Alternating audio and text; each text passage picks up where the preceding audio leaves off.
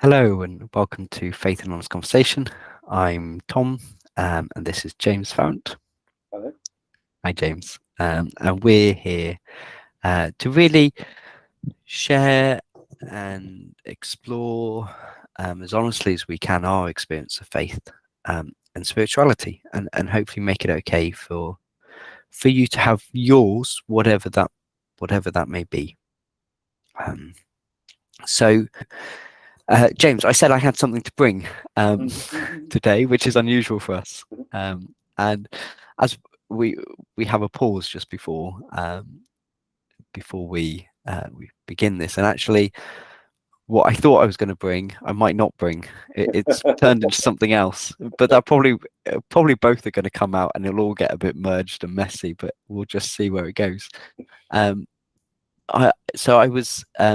came the second thing that I thought maybe that's more hot for me now is going back. I think last week we talked about this idea of calling.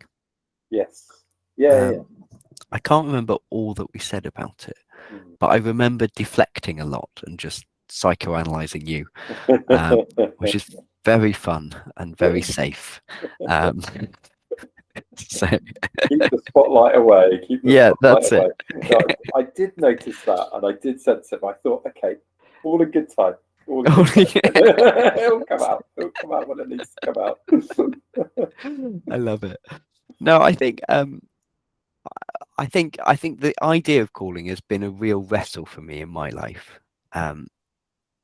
because I really wanted to go into full-time ministry.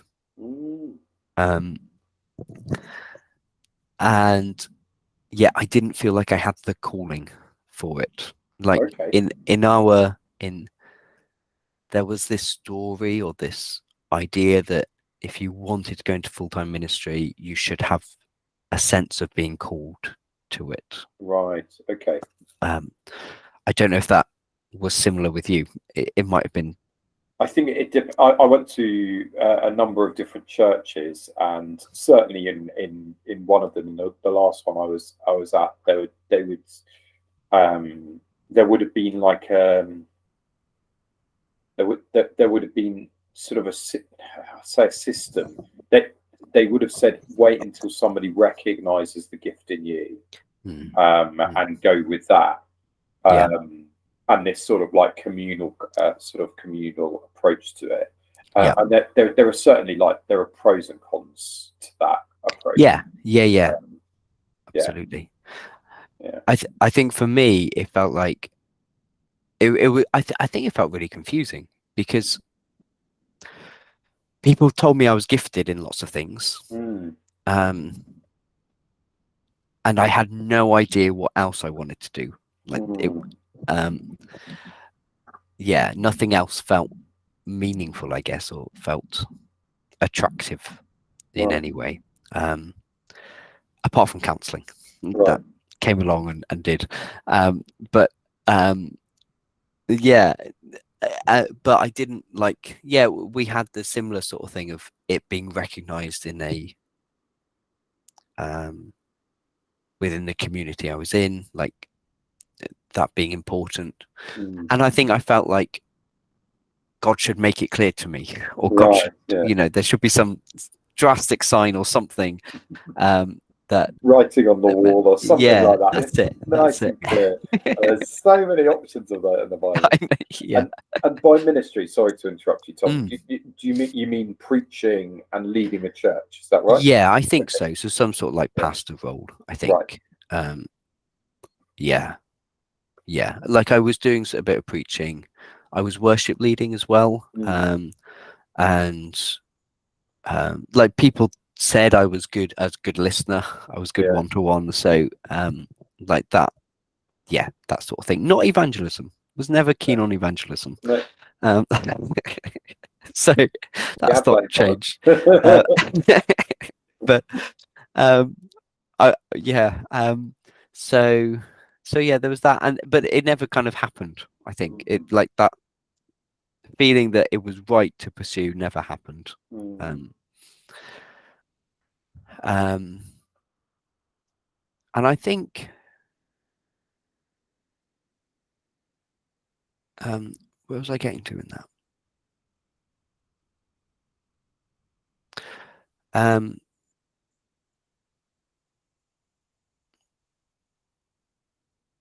I think I mean I was speaking with my supervisor about this earlier, so that's also fresh and I'm processing as well. So this is great. It's just an extension of my supervision. Well, extend away. This Yeah. is great. It's great stuff. No, I like we were talking, and I think like we're currently, even now, I'm like, what should I be doing with my life? Like, should I be doing something different from, say, teaching, which is what I spend a lot of energy on, or be somewhere else? Like, should I be doing something different? And I think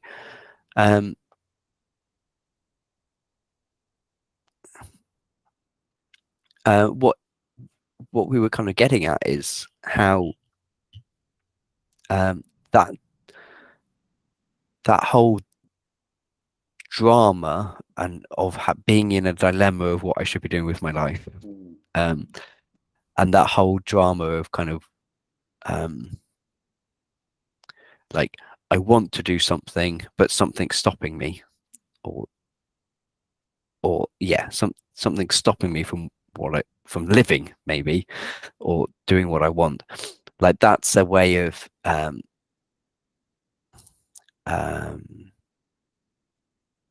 like that's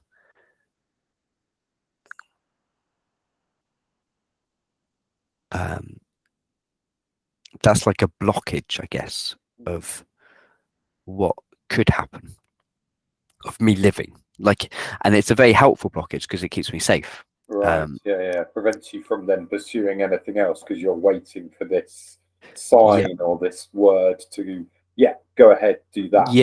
Yeah, and more than that, that actually the being in that place of not being quite settled with my life is quite a familiar place.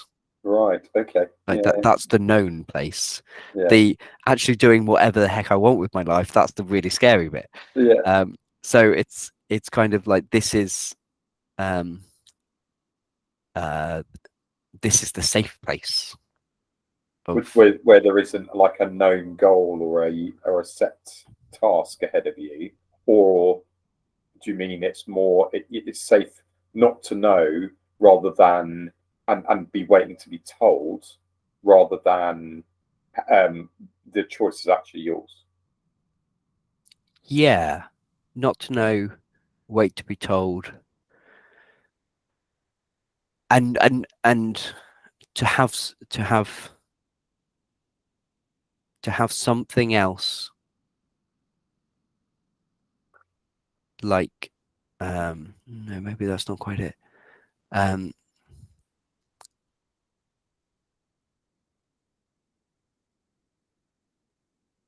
Yeah, I think so. Yeah, not to know, waiting to be told, waiting for it to be clear, is safer. Yeah. And yeah, my like my supervisor put a different sort of spin on it, and using so Carl Rogers's idea of the formative tendency.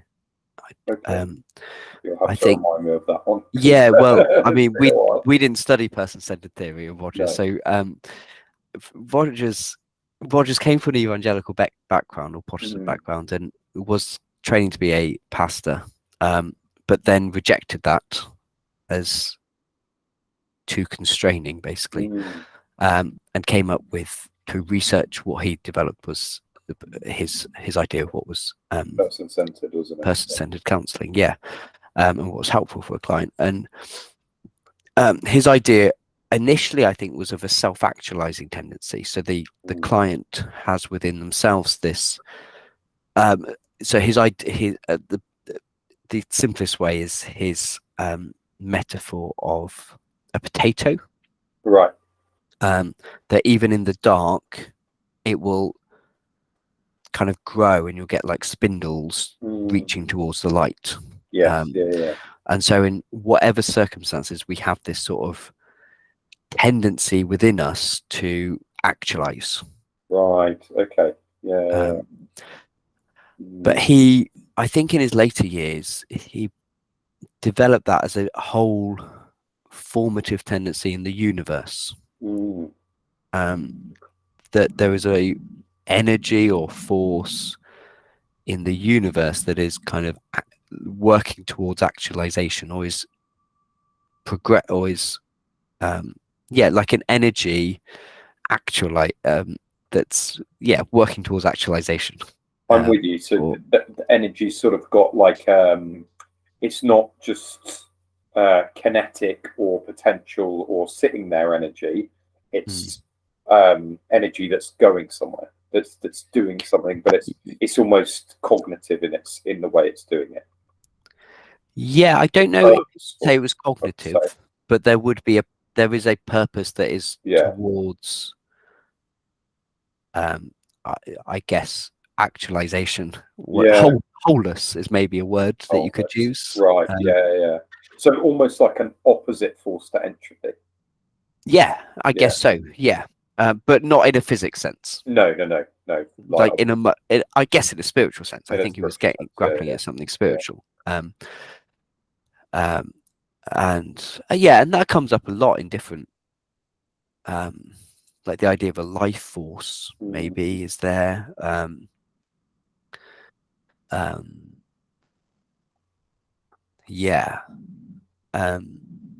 But yeah, so he was and my supervisor and I just kind of I think we're both quite happy moving between different concepts of God, and maybe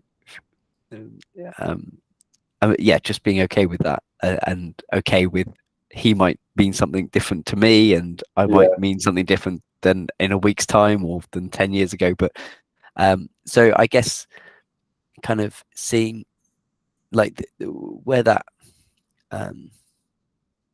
if we see the universe in that sort of way, then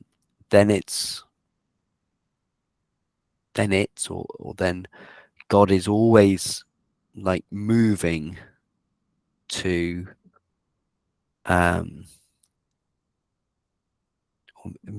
bring wholeness, and there are always these kind of opportunities to participate in that.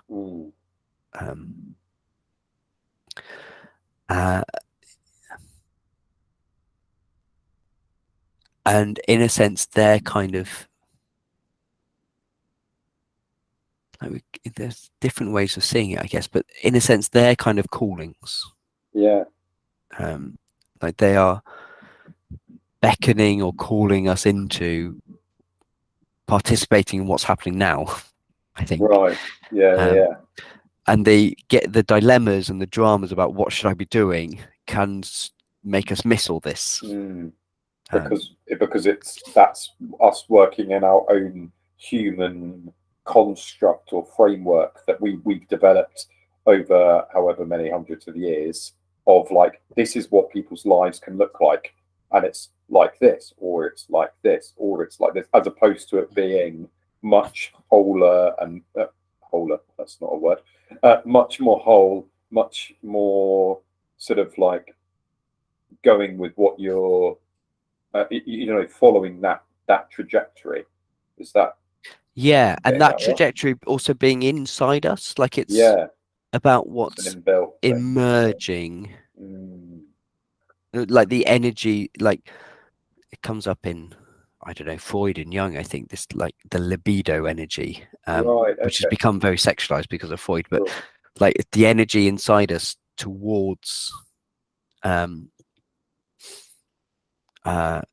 various different things. And I think Jung's idea was that this energy is kind of leading us to integration as a whole, like becoming an integrated being, rather than fragmented. But with ourselves, and then expressing ourselves in the world, I guess, as well, as a whole. So I guess it's similar sort of ideas, that this kind of link between the self-actualizing tendency is what's the life inside of us. Where's that, like, if we have constructs about what we should be, we miss what is emerging. And that can get in the way, that lens or whatever. It can become unhelpful for us. Being able to reach whatever potential it is that we're supposed to be reaching, or engage with whatever we are supposed to be. And I think I hesitate at the supposed to be bit. It's like, this could be anything, right? But it's going to be great. Okay.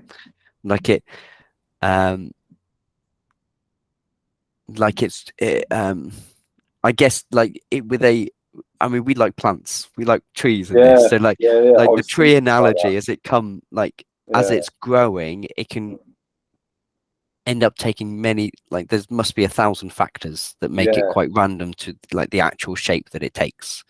Like you couldn't say exactly what this tree should be. And you know, which birds end up housing themselves in it, or which species, you know, like it's what that actualization looks like is kind of emerging. I'm with you. We're coming back to time again, really, aren't we? In like the future. I think so. Like, I mean, this is encompassing a lot of concepts, and I did think a little bit about the tree analogy and how like there is a sense that all trees, that the nature is of everything is to grow, and that it depends on like our environment, on how that happens and where that happens and what it looks like and all that sort of stuff. And if I guess sometimes by deciding, oh, it must look like this, that might not be possible, because actually what we're doing is we're shading it in the wrong way, or we're giving it too much water, or whatever, you know, like use whatever fragment of the analogy you want, but it prevents you from getting from being, rather than supposed. Is that what you mean? It's from being. And in being, you can let the capital B being be as well. Or become as well, maybe. I don't. Very, very confusing language as always. And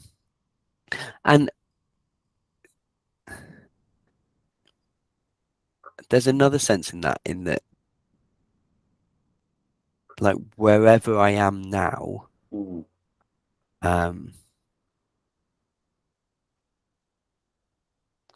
like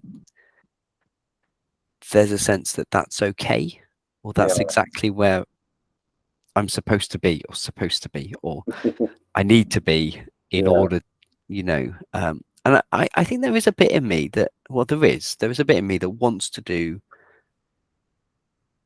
something meaningful, or something. I'm tentative with the word great, but great for me, like meaningful for me, that I'm maybe not feeling is there at the moment in what I do. Like there is really meaningful stuff, particularly when I think of my boys, and I can get distracted from that. Like that's what's happening now, but like there is a sense of there's more, and I want to be doing more, and I want to be part of that. But like trusting that I'm where I need to be now on that journey, and that will come. But it will come much more easily when I'm not hung up on this drama of what I should be doing or what's my calling or what's like it's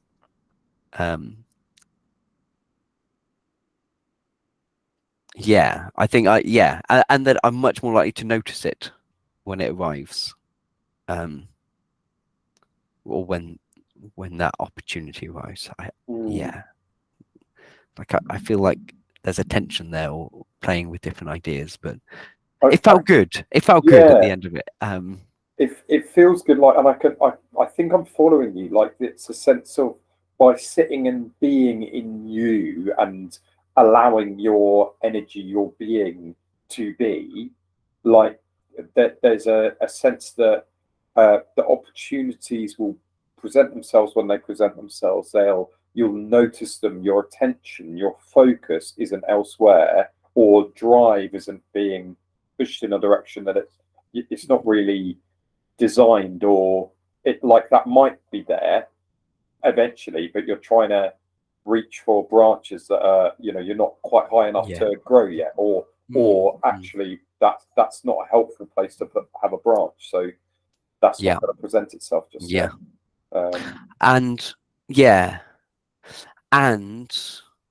that the opportunities for growing that next little bit will keep recurring. Like, it's not like I only have one chance at it, and if I miss it because I'm distracted, it's like you, isn't it? It's part of me, and it's just going to keep coming until the blockage it happens or stops. comes out. And I think relatable. The other side of that is the regrets that I have, or the feelings like I missed opportunities. Just they didn't seem to matter. That didn't seem to matter anymore. And it just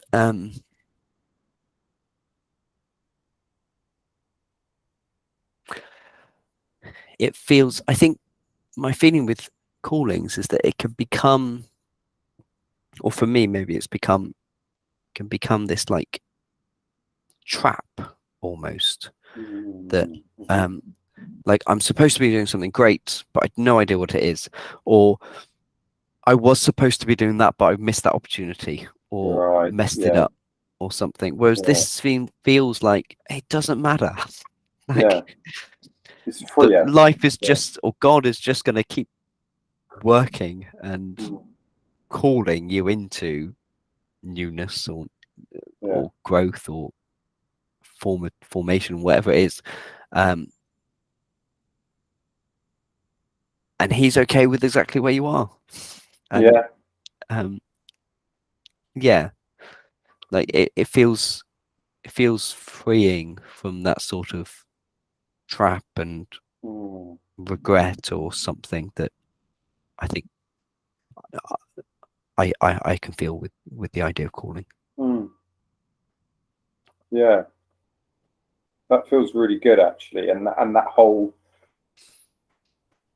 I can see what you mean about, like, it feeling very constricting by saying, oh, this is my calling. It's then, well, do you ever fulfill that? Is it completed at any moment, or is that it for you? You never do anything else. You never anything else. And as you say, it kind of shuts you down into being. It reduces a person into a single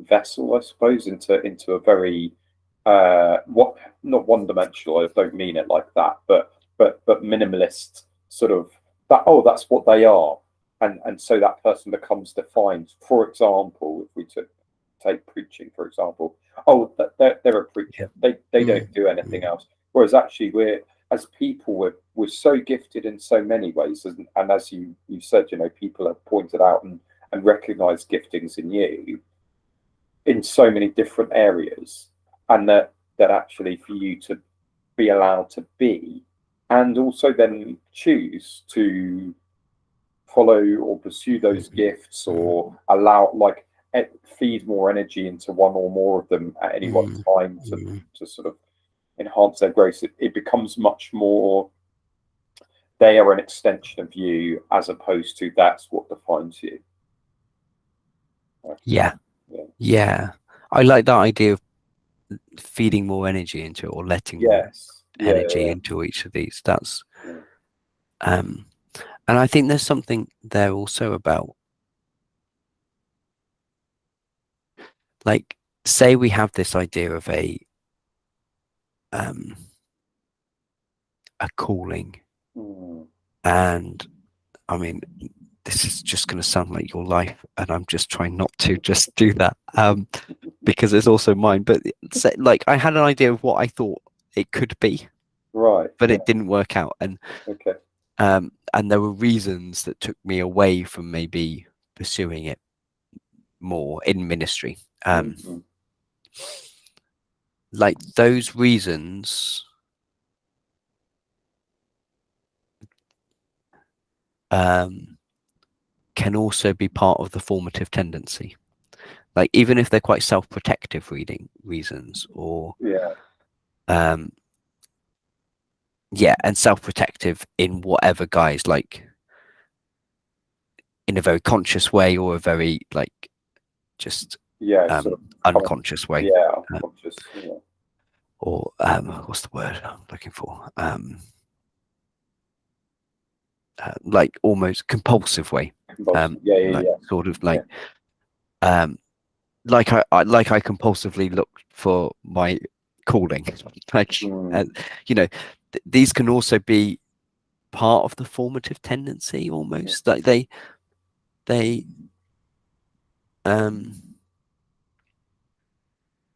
like, I can appreciate what they're doing for me, Yeah. um,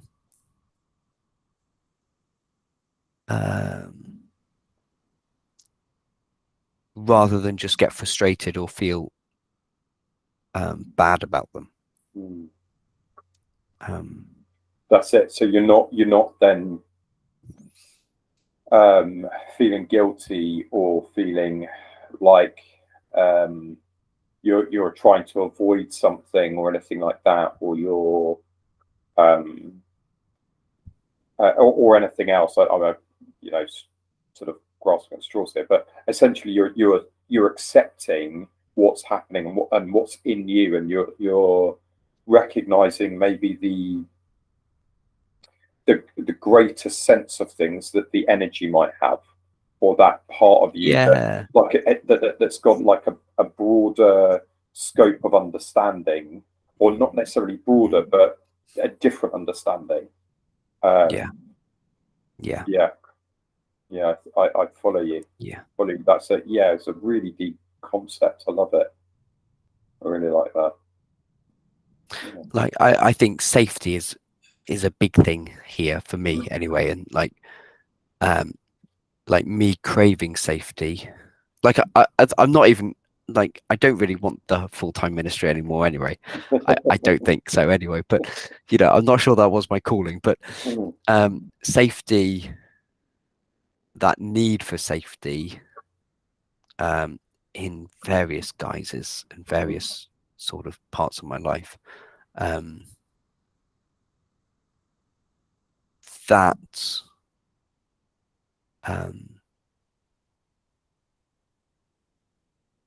yeah, that was part of this bigger formative tendency, if you like, or bigger Mm. Mm. energy that is also part of what I need, maybe. Yeah, yeah, yeah, Like, yeah. it's, yeah. And so that takes away the judgmental side of a calling. Like, I Mm. should be doing this, and I should be doing, like, all those shoulds. Like, it's Yes, yeah, yeah, yeah. yeah, Pressure side of things. yeah, Mm. yeah.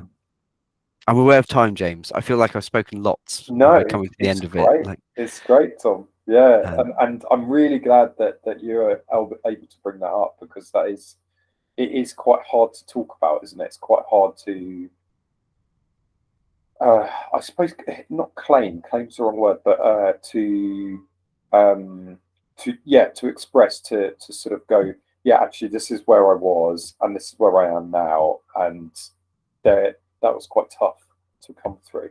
So no, I really appreciate you yeah, telling me. Yeah, talk about yeah. that. And I think I had that response with when you were saying claim, like Mm. there feels something about claiming that it's okay how it is, and like claiming back that I might not be on the path to full-time ministry, but I still believe God is working, Yeah, and I'm like it's claiming that I'm exactly where I need to be. yeah, that's it. Yeah, Um, that's really good. yeah, Oh, and we come back to acceptance again, don't we? yeah. Full circle every time. Yeah. That's really good. Great. Thank you, James. Thank you, Tom. That was really good. Thanks for sharing. Yeah, thanks for joining us, and hope you enjoyed it.